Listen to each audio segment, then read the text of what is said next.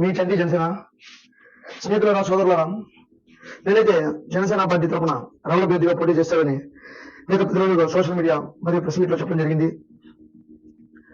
ఆ రోజు నుంచి నాకు రకరకాల ఫోన్ కాల్స్, రకరకాల వ్యక్తులు వచ్చి కలవడం, రకరకాల మాటలుగా మాట్లాడడం, రకరకాల వివరణలు ఇవ్వడం జరుగుతుంది.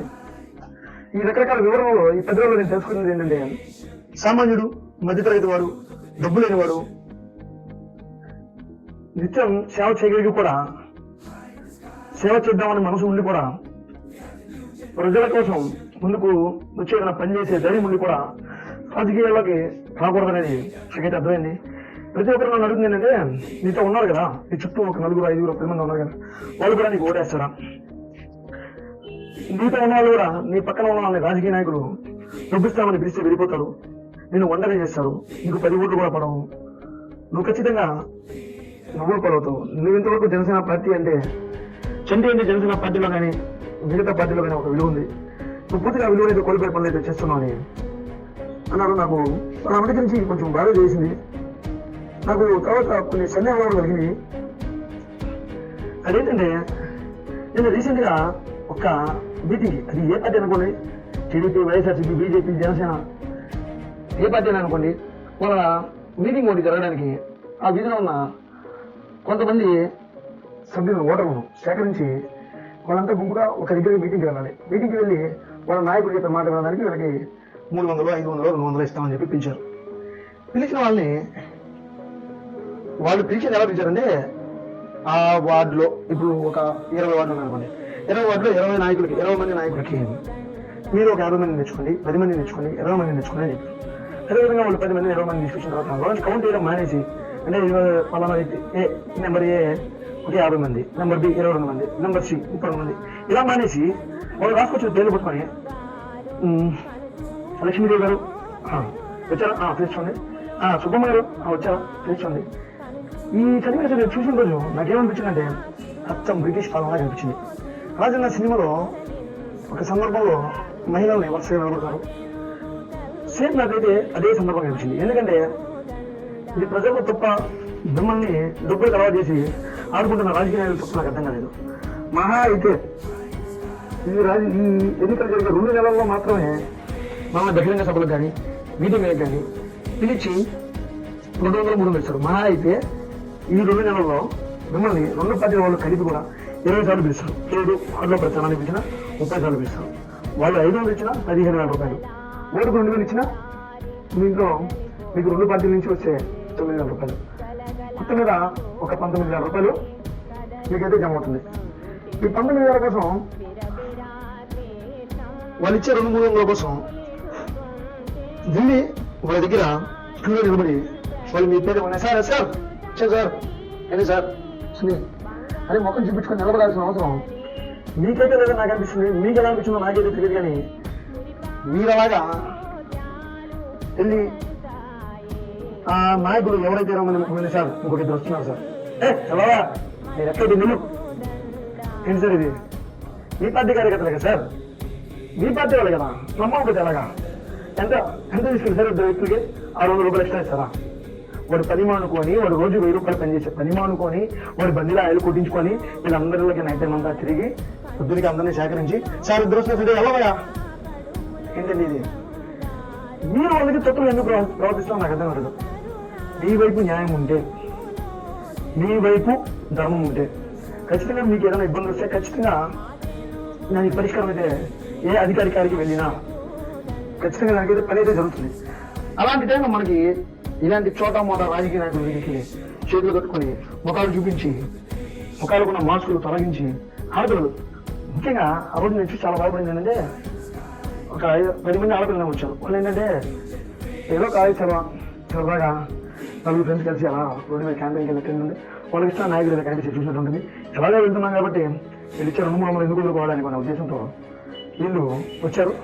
వచ్చిన తర్వాత ఆ పాప పేరు అలెక్సా అనుకోండి, అమ్మ అలెక్సా నేను మొక్కలు కొన్న మాస్క్ అంతా రిమూవ్ చేసి ఆయన చూపించాలి. మన ఇంట్లో ఆడపిల్లని 300 రూపాయల కోసం మాస్క్ని తీసి ఆయన చూపించాలా, నాయకుడికి చూపించాలా?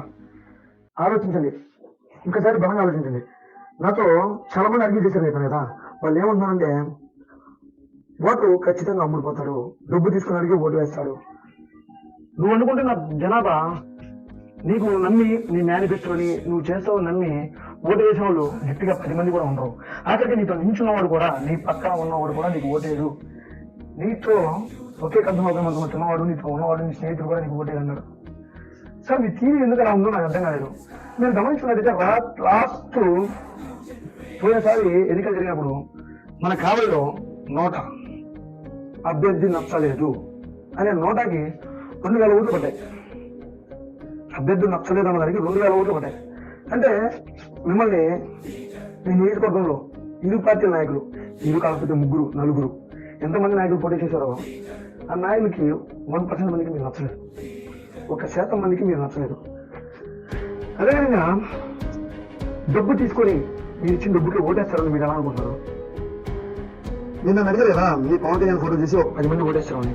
నేను ఈరోజు చెప్తున్నాను, పవన్ కళ్యాణ్ గారి ఫోటో తీసేసి ఎక్కడా కూడా రూపాయి డబ్బులు పంచకుండా కేవలం సోషల్ మీడియా క్యాంపెయినింగ్ తో, డిజిటల్ క్యాంపెయినింగ్ తో కావాలని వదిలి తల్లిదండ్రుల్ని ఇక్కడ పెట్టి జీతభత్యాల కోసం పక్క రాష్ట్రాలకు వెళ్ళి బ్రతుకు జీవుడా అని గడుపుతున్నారు చూసారా?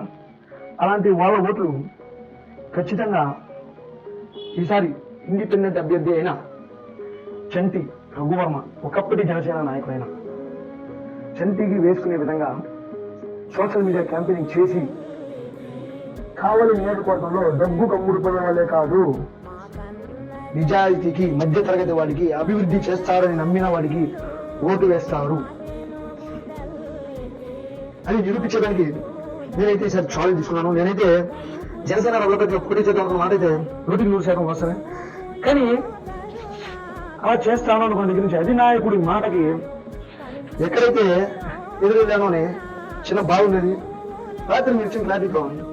అధినాయకుడు మాట కూడా ఎదురాల్సిన అవసరం లేకుండా అధినాయకుడి మాటని ఇప్పుడు నేనైతే తప్పలేదు. నేను జనసేన పార్టీ అభ్యర్థి అనేది తొలగించి ఇండిపెండెంట్ అభ్యర్థిగా పోటీ చేసి మధ్య తరగతి వాడి సత్తా, డబ్బు కమ్ముడుపోని ఓట్లు ఉంటాయని నిరూపిస్తానని, ఖచ్చితంగా కావలి నియోజకవర్గ ప్రజల్లో కొంత శాతం మంది ఓటు నమ్ముకోరని, నిజాయితీగా నిలబడిన వాళ్ళకి ఓటు వేస్తారని నేనైతే మనస్ఫూర్తిగా నమ్ముతున్నాను. మీతో ఇంకో విషయం మాట్లాడాలి. నిన్న మీరు అడిగారు రాజకీయ నాయకుల బూట్లు విధానంతో తెలుసా, రాజకీయ నాయకుల కార్డు విధానంతో తెలుసా? రాజకీయ చేయడానికి 10,000 రూపాయల బూట్లు, 5 లక్షల రూపాయలు, 50 లక్షల రూపాయల కార్డులు చేయడం నాకైతే తెలియదు. కానీ ప్రజాసేవ చేయాలి అనే నాకు సంకల్పం గట్టిదైతే నేను మీకైతే ఒక ఎగ్జాంపుల్, ఒక వ్యక్తి గురించి తెలియదు చెప్తాను. ఆయన ఎవరో కాదు, పొప్పట్రావు రమేష్ గారు, పొప్పట్రావు పవర్ గారు. ఆయన 2021లో పద్మశ్రీ అందుకున్నారు, మన కేంద్ర ప్రభుత్వం నుంచి పద్మశ్రీ అయితే అందుకున్నారు. ఆయన మహారాష్ట్రలోని అహ్మద్ నగర్ అనే ఏరియాలో హౌరే బజార్ అనే ఊర్లో ఒక ఉన్నతమైన చదివిన వ్యక్తి. ఆ ఊరిలో 1980లో కరువు వచ్చి ఆ ఊరు మొత్తం వలస వెళ్ళిపోతా ఉన్నారు. వలస వెళ్ళిపోతా ఉంటే ఆయన 1989లో ఆ ఊరి సర్పంచ్గా ఏకగ్రీవంగా ఎన్నికయ్యారు. ఏకగ్రీవంగా ఎన్నికైన తర్వాత ఆయన ఏకగ్రీవంగా ఎన్నికవగానే ముందు కరువు ప్రాంతం కదా, ఆ కరువు తీర్చాలన్న ఉద్దేశంతో అక్కడ ఉన్న ఇంటికి రూఫ్ అన్నిటికీ అక్కడ పడుతున్న ఫారెస్ట్ ఏరియాలో, కొండల మీద, ఇతర ఏరియాలో పడుతున్న వాటర్ అంతా స్టోర్ చేయడానికి ఒక స్టోరేజ్ పద్ధతిని వాడి ఆ వాటర్ అంతా వారి దగ్గర స్టోర్ చేశారు. అలా స్టోర్ చేసిన తర్వాత ఆ ఏరియాకి కరువు ప్రాంతం దగ్గర వలస వెళ్ళడం ఆగి, వాళ్ళు వలస వెళ్ళడం ఆగిన వెంటనే ఆ ఊళ్ళో ఉన్నత విద్య కావాలని స్కూళ్ళు నిర్మించారు. తర్వాత మెల్లగా టొబాకో, ఆల్కహాల్ లాంటివి తగ్గిస్తూ వచ్చి ఆ ఊరిని ఈ రోజున 1995 1995లో ఆ గ్రామంలో 150 కుటుంబాలు ఉంటే దాదాపు 160 కుటుంబాలు నిరుపేదకంగా ఉండేవి. అక్కడి నుంచి ఈ రోజున ప్రస్తుతం ఉన్న పరిస్థితుల్లో ఆ ఊరిలో, ఆ హౌరా బజార్ అన్న ఊరిలో ఆ 180 కుటుంబాల్లో 40 కుటుంబాలు మిలియనీర్ అంటే కోటేశ్వరులు ఉన్నారు. ఒక్కరంటే ఒక్కరు కూడా పేదవాళ్ళు లేరు. ఆయన అక్కడ చేసిన అభివృద్ధి ఇది. ఆయనకి ఇలా అభివృద్ధి చేయడానికి 1,000 కోట్లు, 1,00,000 కోట్లు ఖర్చు కాలేదు. ఆయన చేసిందల్లా ఆయన పని ఆయన చేసుకుంటూ వెళ్ళారు. రాజకీయం అంటే అలా, రాజకీయ నాయకుడు అంటే అలా ఉండాలి. ప్రజలకు సేవ చేసే మార్గంలో నడవాలి. 1,000 కోట్లు ఉందో, 1,00,000 కోట్లు ఉందో, లగ్జరీ కారులో దిగిన రాజకీయ నాయకులు కాదు. నేనైతే బలంగా నమ్ముతున్నాను. అలాగే నా కావలి నియోజకవర్గంలోని ప్రజలు కూడా డబ్బుకు అమ్ముడుపారు.